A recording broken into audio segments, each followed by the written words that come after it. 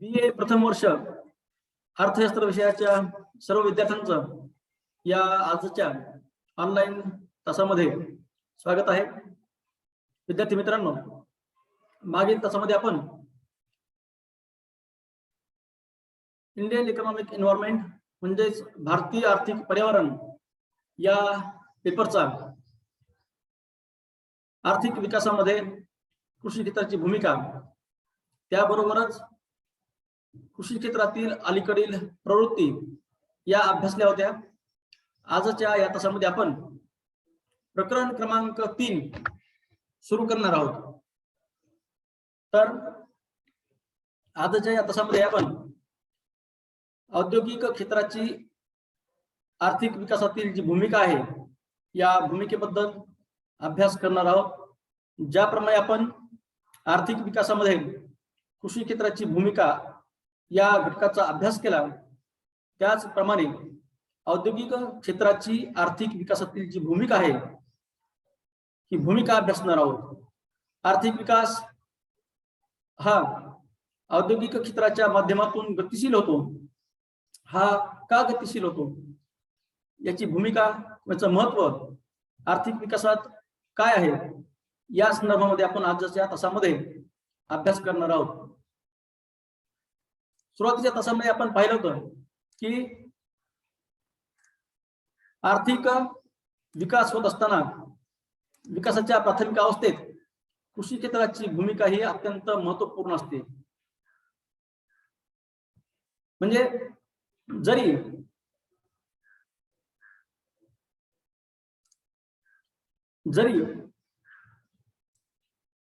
विकासाच्या प्राथमिक अवस्थेमध्ये कोणताही देश हा सुरुवातीला कृषी क्षेत्रावर म्हणजेच प्राथमिक क्षेत्रावरती अवलंबून असतो, आणि जसं जसा विकास होत जातो तस तसा अर्थव्यवस्थेतील इतर जे क्षेत्र आहेत म्हणजे उद्योग आणि सेवा क्षेत्र या क्षेत्रांचा विकास होत जातो, आणि यामुळे रोजगाराच्या संधीमध्ये वाढ होते। म्हणजेच कृषी क्षेत्राकडून आर्थिक विकास होत असताना कृषी क्षेत्राकडून औद्योगिक क्षेत्राकडे जो हस्तांतरण होतं, या हस्तांतरणामध्ये सर्वसामान्यपणे कृषी क्षेत्राचा वाटा, राष्ट्रीय उत्पन्नातील कृषी क्षेत्राचा वाटा कमी कमी होत जाऊन औद्योगिक आणि सेवा क्षेत्राचा वाटा वाढत जातो।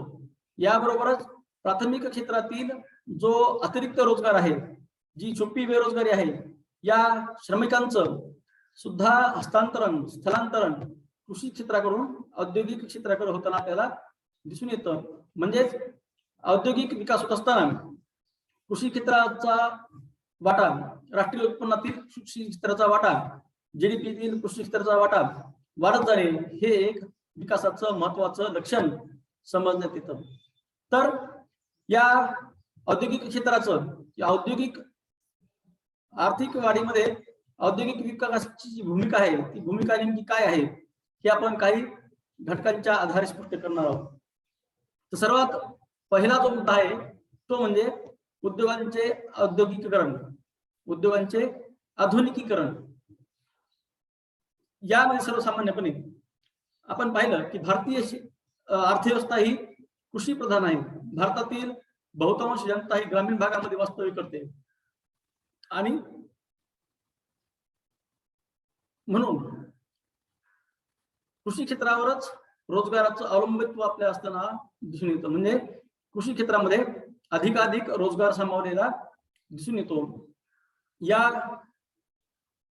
कृषी क्षेत्रामध्ये सर्वसामान्यपणे पारंपरिक साधनांचा, पारंपरिक जे आदान आहेत या आदानांचा समावेश होत असताना आपल्याला दिसून येतो। या पारंपरिक आदानांमुळे, आदान म्हणजे यंत्र असतील, अवजार असतील, खते असतील, रसायन असेल, बी बियाणं असतील, या ज्या काही सर्व कृषी क्षेत्रातील जे आदान आहेत ही आदानं पारंपरिक स्वरूपाचीच जास्तीत जास्त वापरण्यात येतात। कृषी क्षेत्राच्या संदर्भात जर आपण विचार केला तर एक महत्वाच्या गोष्टीचा उल्लेख करणं महत्वाचं ठरतं। कोणत्याही क्षेत्रामध्ये विकासाच्या संदर्भामध्ये किंवा उत्पादनाच्या संदर्भामध्ये दोन प्रकारची दुवे असतात। एक म्हणजे बॅकवर्ड लिंकेजेस आणि दुसरा आहे फॉरवर्ड लिंकेजेस। म्हणजे त्या क्षेत्रातील मागील दुवे आणि पुढील दुवे या दुव्यांचं स्वरूप कसं आहे, या दुव्यांचा विकास झालेला आहे का, यावरच त्या क्षेत्राची प्रगती अवलंबून असते. मागील बॅकवर्ड लिंकेज म्हणजे काय, तर मागील दुवे म्हणजे कोणते, तर ज्या घटकांच्या आधारे एखाद्या क्षेत्राचं उत्पादन चालू चालतं त्याला म्हणतात मागील दुवे. म्हणजे ते आदाने असतील, आदानामध्ये भूमी असेल, जल व्यवस्थापन असेल, खते असतील, बी बियाण असतील, रसायन असतील, अवजारे असतील, पशुधन असतील, हे सर्व काय मागील दुवे आहेत. आणि पुढील दुवे कोणते, ज्या क्षेत्राचं उत्पादन हे दुसऱ्या क्षेत्रांना वापरण्यात येतं कच्चा माल म्हणून, त्याला म्हणायचं पुढील दुवे. म्हणजे त्या क्षेत्रामध्ये झालेले उत्पादन हे पुढची दुवे आहेत, म्हणजे इतर क्षेत्रांना जोडणारे पुढची दुवे आहेत. म्हणून कृषी क्षेत्राच्या संदर्भात आपण ज्यावेळेस विचार करतो त्यावेळेस आपल्याला असं लक्षात येतं की परंपरागत कृषी व्यवसायामध्ये मागील दुवे आणि पुढील दुवे हे पारंपरिकच असल्यामुळे या क्षेत्राची उत्पादन क्षमता, उत्पादकता, उत्पादनाची मात्रा, उत्पादनाची गुणवत्ता ही कमी राहिलेली दिसून येते. परंतु औद्योगिकीकरणामुळे कृषी क्षेत्राचा विकास होणे सहाय्यभूत ठरते. उद्योगाच्या विकासामुळे कृषी क्षेत्राचा विकास होणं महत्वाचं ठरतं. जर औद्योगिक क्षेत्राचा विकास झाला तर कृषी क्षेत्राचा विकास होण्यामध्ये याची सहाय्यता होते किंवा मदत होते. तर आधुनिक शेतीच्या संदर्भात जर आपण विचार केला तर उद्योगामध्ये वेगवेगळे संशोधन होऊन नवीन तंत्रज्ञानाचा, नवीन अवजारांचा शोध लावण्यात आलेला आहे, त्याची उत्पादन करण्यात आलेली आहे. यामध्ये आपण सर्वसामान्य पाहतो ट्रॅक्टर असेल, थ्रेशर असेल, पंप असेल किंवा हार्वेस्टर यासारख्या उत्पादनाची किंवा वस्तूंची उत्पादनामध्ये वाढ होऊन कृषी क्षेत्रातील मागील दुवे जे आहेत, म्हणजे जे आदान आहेत, या आदानांमध्ये वाढ होते आणि कृषी क्षेत्राच्या उत्पादनामध्ये वाढ होते.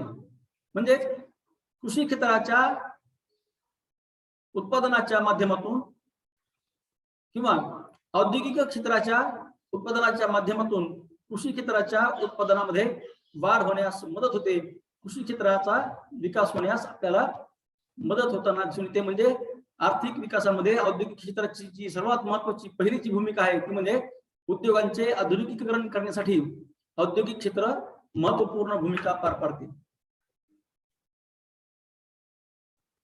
दुसरं जे भूमिका आहे औद्योगिक क्षेत्राची आर्थिक विकासाची दुसरी जी भूमिका आहे ती म्हणजे विज्ञान आणि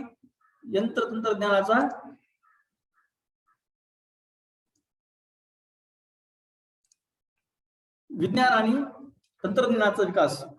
औद्योगिक क्षेत्रच असं एकमेव क्षेत्र आहे ज्या ठिकाणी औद्योगिक विकासामुळे विज्ञान आणि तंत्रज्ञानाच्या विकासाला प्रोत्साहन मिळते. औद्योगिक उपक्रम किंवा औद्योगिक ज्या संस्था आहेत या संस्था वेगवेगळ्या प्रकारचं रिसर्च अँड डेव्हलपमेंट, संशोधन आणि विकास कार्य करत असतात.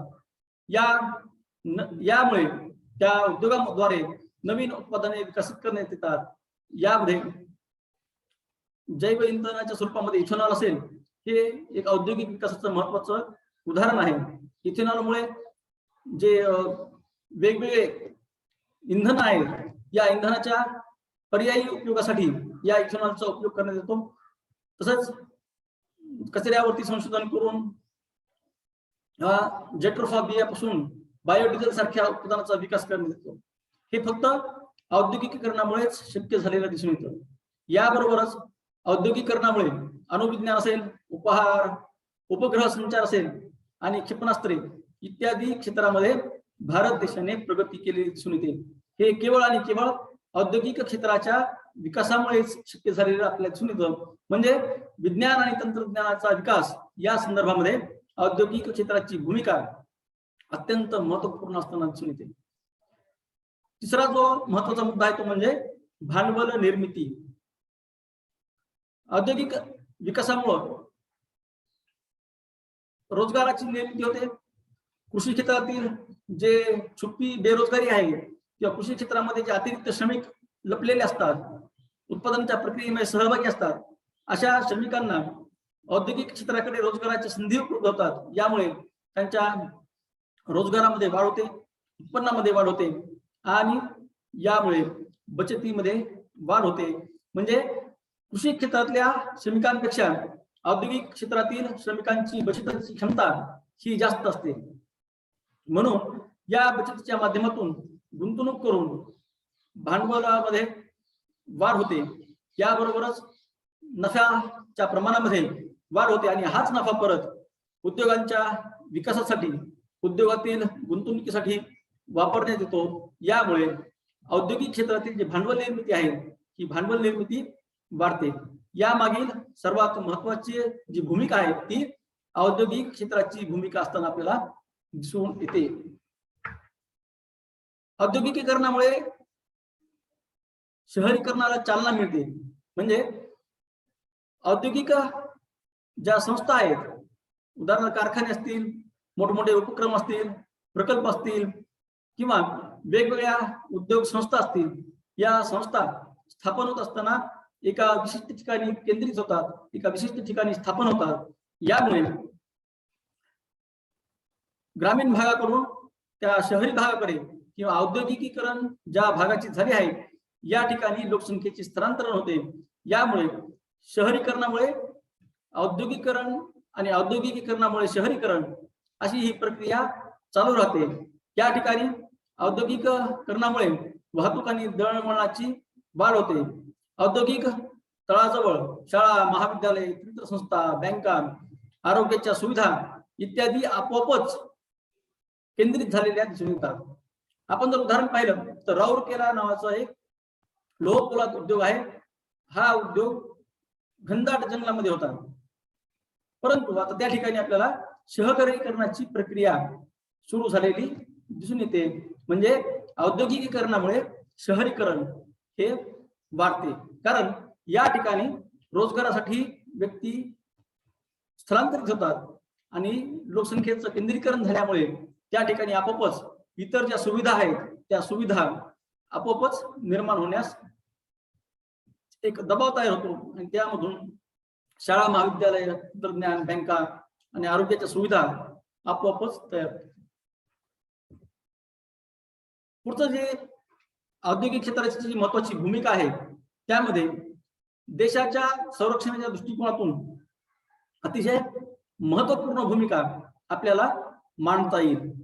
ती म्हणजे संरक्षण उत्पादनामध्ये आत्मनिर्भरता तयार करणे, निर्माण करणे हे एक औद्योगिक क्षेत्राचं महत्वाचं कार्य आहे, महत्वाची भूमिका आहे. औद्योगिकीकरणामुळे वेगवेगळे जे शस्त्राचे कारखाने आहेत, या कारखान्यांच्या निर्मितीसाठी, उभारणीसाठी भारत देशामध्ये वेगवेगळे उद्योग, संरक्षण उद्योग स्थापन करण्यास आपल्याला स्थापन केल्यामुळं आपोआपच शस्त्रसाठ्यामध्ये वाढ होताना आपल्याला दिसून येते. यामुळे इतर देशांकडून जी शस्त्रास्त्रांची आयात करायची आहे ती आयात कमी होऊन भारत देश संरक्षणाच्या जी सामग्री आहे यामध्ये आत्मनिर्भर बनत आहे आणि यामुळे भारताचं जे परकीय चलन आहे याची देखील बचत होत असताना आपल्याला दिसून येते. उदाहरणार्थ जर आपण विचार केला तर राजस्थानमधील पोखरण या ठिकाणी अणुस्फोट आणि अग्नी क्षेपणास्त्र ही औद्योगिक वाढीचं एक महत्वाचं उदाहरण आहे. यामुळे भारत देश अणु क्षेपणास्त्राच्या संदर्भामध्ये स्वावलंबी झालेला दिसून येतो. इतर देशावरचं अवलंबित्व जे आहे ते कमी झालेले दिसून येतं आणि यामुळे आपोआपच इतर देशांवरती एक दबाव निर्माण होतो. उदाहरणार्थ आपण आपला भारत देश हा शस्त्रास्त्रांच्या संदर्भामध्ये आत्मनिर्भर झाल्यामुळं, स्वावलंबी झाल्यामुळं पाकिस्तान असेल, बाजूचा बांगलादेश असेल, चीन असेल, बाकीचे जे इतर देश आहेत भूटान, नेपाळ, इकडं श्रीलंका यासारखे जे देश आहेत ते देश आपोआपच त्यांच्यावरती दबाव निर्माण होताना दिसून येतो. म्हणजे औद्योगिक विकासाच्या संदर्भात जर विचार केला तर संरक्षण उत्पादनामध्ये औद्योगिक क्षेत्रामुळे आत्मनिर्भरता किंवा त्याच्यामध्ये स्वावलंबित्व आपल्याला प्राप्त झालेलं दिसून येतं. यानंतरचं पुढचं जे महत्व आहे ते म्हणजे आंतरराष्ट्रीय व्यापारातील उद्योगाचे महत्व. व्यापाराच्या वाढीसाठी औद्योगिकीकरण महत्वाची भूमिका पार पाडते. औद्योगिकदृष्ट्या मागासलेल्या देशापेक्षा प्रगत राष्ट्रांना व्यापारामध्ये फायदा जास्त होतो. अविकसित देश प्राथमिक उत्पादने निर्यात करतात आणि औद्योगिक उत्पादने आयात करतात. कृषी आधारांना कमी किंमत मिळते आणि त्यांची मागणी सामान्यतः लवचिक असते. औद्योगिक उत्पादनामध्ये उच्च मूल्य आहे, त्याची किंमत जास्त आहे, त्याची मागणी स्थिर आहे. यामुळे दोन देशातील विकसित देश आणि अविकसनशील देश किंवा ज्या देशामध्ये औद्योगिक क्षेत्राचा विकास झाला आहे असे देश आणि ज्या देशामध्ये औद्योगिक क्षेत्राचा विकास झालेला नाही असे देश याच्या व्यापार अटी, व्यापार तोल, व्यवहार शेष याच्यामध्ये तफावत निर्माण होते. म्हणजे विकसनशील देशाची जी आयातीपेक्षा निर्यात ही कमी असते, यामुळे त्यांना व्यापारामध्ये तोटा निर्माण होतो. तर हा तोटा भरून काढण्यासाठी आपल्या देशाला औद्योगिक क्षेत्रातील उत्पादने, नवीन उत्पादने निर्माण करणे आवश्यक ठरते आणि औद्योगिक विकासाद्वारे निर्यातीला प्रोत्साहन मिळते आणि यामुळे देशाचा जो आंतरराष्ट्रीय पातळीवर जो व्यवहार शेष किंवा व्यापार शेष या ज्या दोन संकल्पना आहेत, या संकल्पनामध्ये संतुलन साधण्याचा प्रयत्न या औद्योगिक क्षेत्राच्या द्वारेच करण्यात येतो. म्हणजे कोणत्याही देशाच्या आंतरराष्ट्रीय व्यापारात औद्योगिक क्षेत्राचं महत्व हे अनन्यसाधारण असताना आपल्याला दिसून येतं. यानंतरचा जो सर्वात महत्वाचा मुद्दा आहे तो म्हणजे नैसर्गिक संसाधनांचा वापर. म्हणजे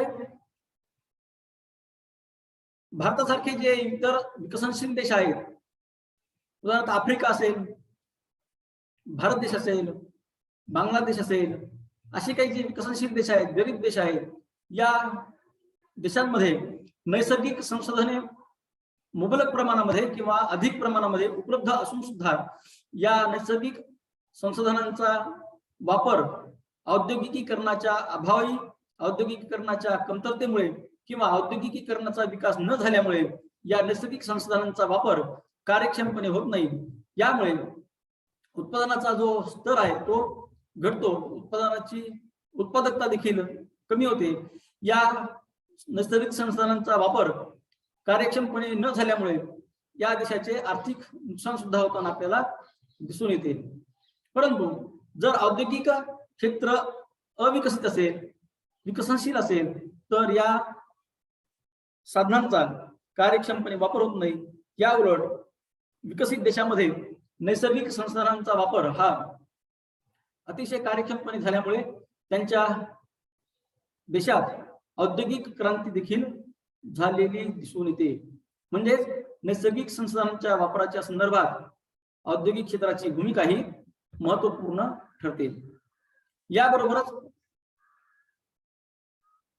औद्योगिक क्षेत्राची आर्थिक विकासाची जी भूमिका आहे ती म्हणजे गरिबी आणि बेरोजगारी निर्मूलन करण्यासाठी औद्योगिक क्षेत्र, औद्योगिक विकास हा महत्वपूर्ण ठरतो. आपण पाहिलं की भारत देश हा ग्रामीण भागामध्ये वास्तव्य करणारा देश आहे. भारत देश हा खेड्यांचा देश आहे. आजही भारतामध्ये 68% अधिक जनता ही ग्रामीण भागामध्ये वास्तव्य करताना दिसते. ती कृषी क्षेत्रावर अवलंबून असताना दिसते आणि यामध्ये कृषी क्षेत्रामध्ये जास्तीत जास्त प्रमाणामध्ये छुपी बेरोजगारी असल्यामुळे त्या ठिकाणी गरिबी, दारिद्र्य, बेरोजगारी यासारख्या वेगवेगळ्या समस्या निर्माण होतात. औद्योगिकीकरणामुळे रोजगाराच्या संधी उपलब्ध होतात. यामुळे उत्पन्न स्तरामध्ये वाढ होते आणि गरिबी असेल, बेरोजगारी असेल, दारिद्र्य असेल यासारख्या ज्या अनिष्ट सामाजिक घटक आहेत, या घटकांचं निर्मूलन करणं आपल्याला शक्य होतं. हे आपल्याला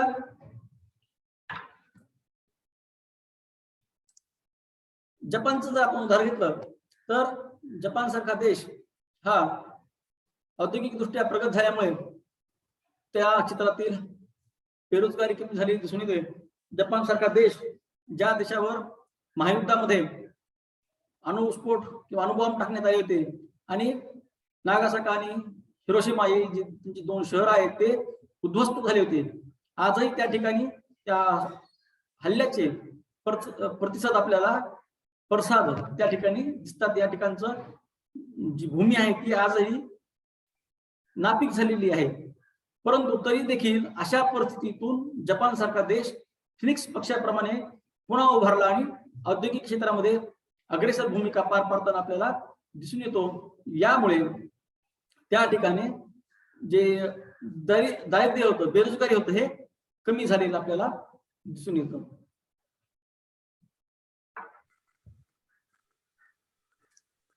नवाचा मुद्दा आहे तो म्हणजे आर्थिक विकासाचे मुख्य क्षेत्र म्हणून औद्योगिक क्षेत्राकडे पाहण्यात येतं.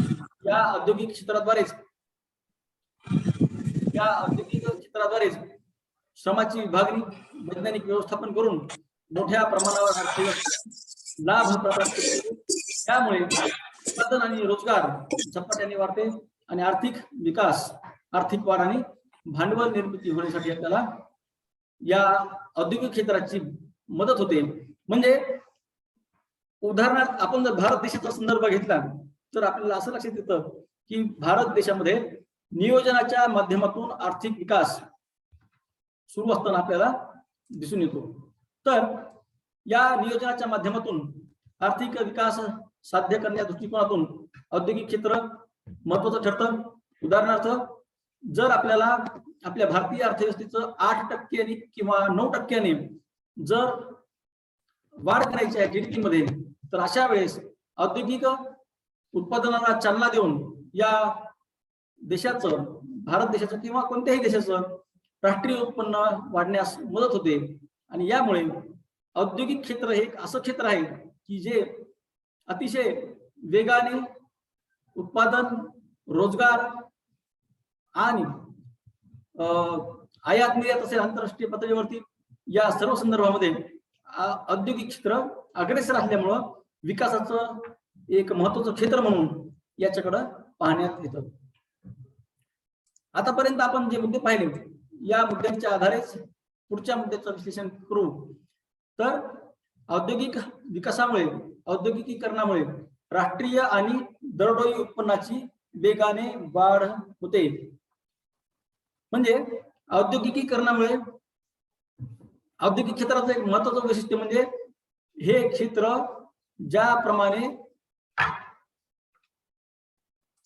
ज्याप्रमाणे कृषी क्षेत्र हे निसर्गावर अवलंबून आहे. नैसर्गिक आपत्ती जर निर्माण झाली तर कृषी क्षेत्राच्या उत्पादनावरती वाईट परिणाम होताना आपल्याला दिसून येतो. त्याप्रमाणे औद्योगिक क्षेत्रावरती सर्वसामान्यतः अधिक प्रमाणामध्ये निसर्गाच्या आपत्तीचा, नैसर्गिक संकटाचा जास्त परिणाम या औद्योगिक क्षेत्रावरती होत नाही.